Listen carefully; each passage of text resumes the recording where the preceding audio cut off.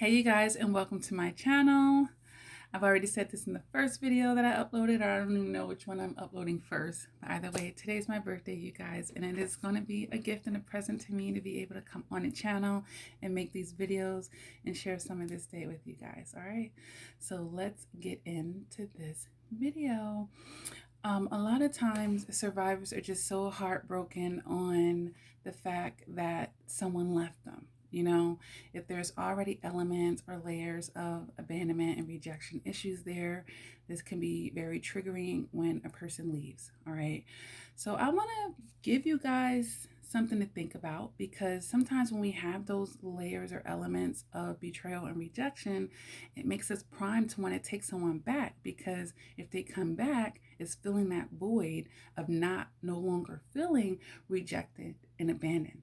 But sometimes when somebody rejects, usually it ain't a sometimes, when somebody rejects and abandons us, they need to keep going. Okay, they need to keep going more than not. Sometimes, you know, there are times when people reject and abandon people because they're runners, and they're not only runners, they have a lot of fear and this and that. But when they're a narcissist, they need to keep going that way. Okay, so this is really for those of you who were inevitably rejected and abandoned by a narcissist, and you're boo-hooing, you're feeling down and out about it, and you know, you keep taking these hoovers and the cycle repeats itself because you want them to rescue you from feeling rejected and abandoned. All right, so I'm going to give you some things to think about here, or to keep in mind when they leave you. Okay, looks like I have 11 things on this list, so let's go ahead and get to it. Number one, they wanted to go. All right, the idea of this list is to keep you strong and start changing your perceptions. Like, they left. They left. All right, and I'm not going to say too much more because they're all on the list here and I don't want to be redundant. But number one, they wanted to go. Keyword wanted. They left you, but they wanted to do that. All right, nobody put a gun to their head. They wanted to leave you. That's number one. Okay, they did what they wanted to do in that moment, or what they're continuing to do in their absence. They wanted to leave you. Number two, once they chose to do that, they were devaluing what you were trying to offer them. So there's elements of disrespect. There's elements of not appreciating, okay? And then what did that do to someone that may have lower self-esteem? Make you feel like you're not good enough, or that you're insignificant, or that they're better than. So now we have this inferiority, superiority complexes going on as well. So they were devaluing you as well. So whatever they left you for, they perceived as more valuable to them. So they wanted to leave and they didn't appreciate you. That's really sounding like a big turnoff to me. And it should be to you too. All right. Number three, oftentimes 99.9%, I want to say 100%, this was premeditated.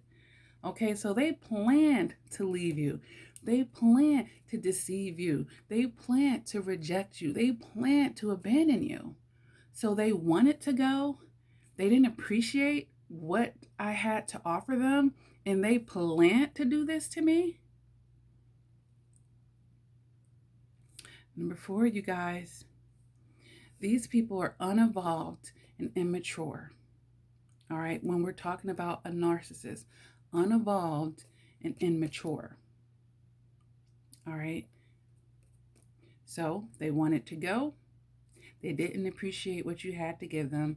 They premeditated it, and they're too unevolved and immature to really connect those full dots in a mature manner. Okay, they can on a shallow way, like, yeah, I left them because I feel like the grass is greener over here, but they're not understanding everything else that comes with. All right, so number five, they wasn't willing to give you their all. Okay, perhaps you were giving them your all, but chances are, if they're narcissists, they are withholding from you, and they're always distracted. And guess what? What they're withholding from you, they're given to someone else. So wait a minute. They wanted to go. They didn't appreciate what I had. They premeditated this shit. And then they're too immature, ignorant to understand. And then they were withholding from me. Yeah. So when they're withholding, they're juggling. They're juggling. And this is what makes them very slippery. Slippery snakes, right? So number 6, they're just opportunists. They're just opportunists. So that means their time and attention can be bought with something. You know, so now we know this wasn't about real friendship. This wasn't about real love, real loyalty. So they were just opportunists. You know, so makes things very transactional. All right. So they wanted to go. They didn't appreciate what I had to offer. They planned this shit out. They're super ignorant. We were equally yoked, and they weren't willing to give me what I was giving them or reciprocate, and they were just fucking opportunists. Number 7, you became a burden to them. Giving you love, giving you truth, giving you loyalty, even touching you and stuff, giving you affection basically, taking you out on dates, reciprocating with you, that became a freaking burden to them.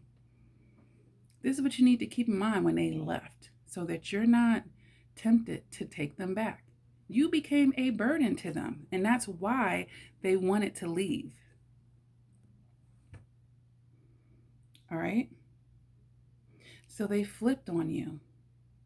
You became a burden, and they flipped on you. All right? Now the next one. They are taking no accountability for it. Trust me, they're with the new person, and everything is your fault on top of that. Even when you had sometimes no idea that they were just going to leave at the drop of a dime. No accountability. So no responsibility for anything. Not for it happening, not for any broken pieces that you have to pick up, not for any obligations that you guys had together, not for your feelings or anything like that. All right? So yeah, they wanted to go. They didn't appreciate you. They premeditated it. They're ignorant as fuck. They weren't willing to reciprocate. They were just opportunists. You were a burden to them, and they take no accountability for that. Yeah, the whole point, I want to be turning you guys off. And some of you are going to need to put this on repeat. Okay? The next thing, your hands are forced. You know why? This wasn't both of you coming together and deciding this wasn't going to work out. They forced your hand. Like, look, I'm leaving you. Deal with it. Deal with it. Your hands are forced now. Your hands are forced. Oh, you're going to put my back to the wall? Oh, okay. Okay. Go watch my video when the straw that broke the camel's back. Okay? And that's how you treat people that put your back to the wall. Don't allow them a second opportunity to do that. All right? Number 10, you guys, they stole from you. So if they're not coming from a place of sincerity, these people stole from you. So you need for them to leave. They're thieves. They're thieves. All right, and what do I have here for number 11?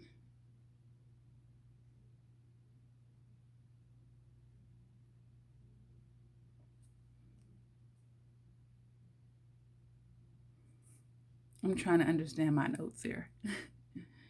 Because it like stuff come to me and I just write it down. I wrote a whole bunch of stuff and I'm like, okay, where's the sentences?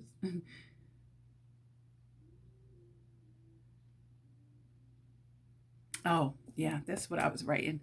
You couldn't manifest with them because you guys were unequally yoked. All right, when you get into those type of situations, you guys, you may get a false start, basically. You're going to get a false start and typically a quick ending. All right, you'll have false starts and quick endings. And then for some of you who feel like, well, we didn't have a quick ending. I was with them for 10 years. Well, within those 10 years, did you have a bunch of false starts and quick endings as the cycle of abuse went around and around, okay?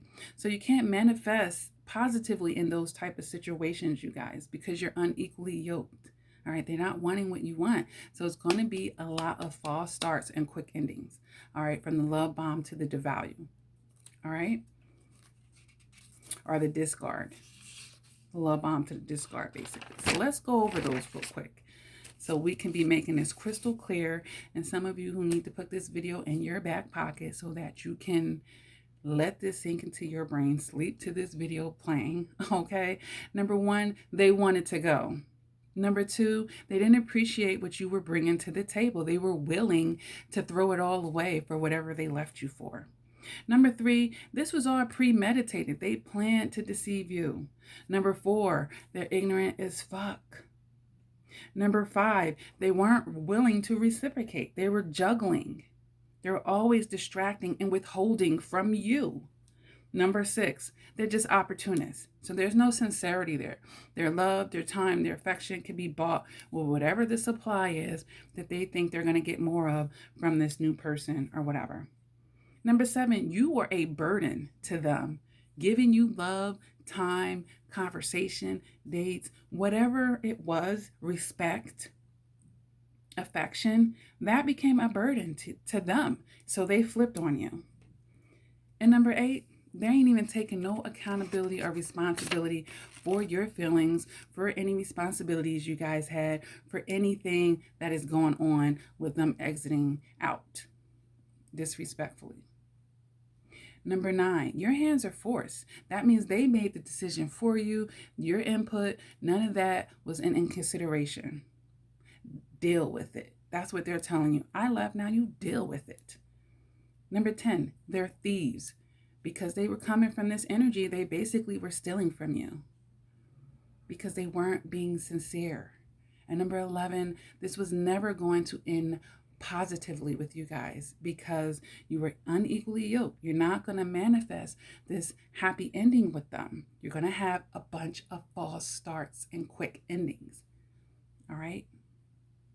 And this is what you guys need to keep in mind when they leave, so that you can keep them where they are. And you can keep your no contact. And that you won't feel tempted to need to fill voids with them, you guys, all right?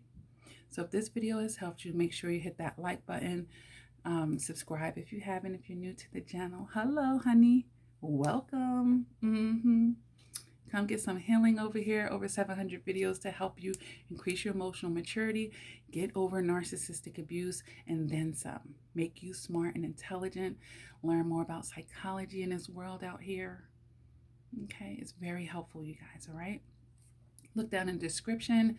See my support groups, public and private, for those who want additional support from healing from narcissistic abuse. All right, I've written 4 books, you guys.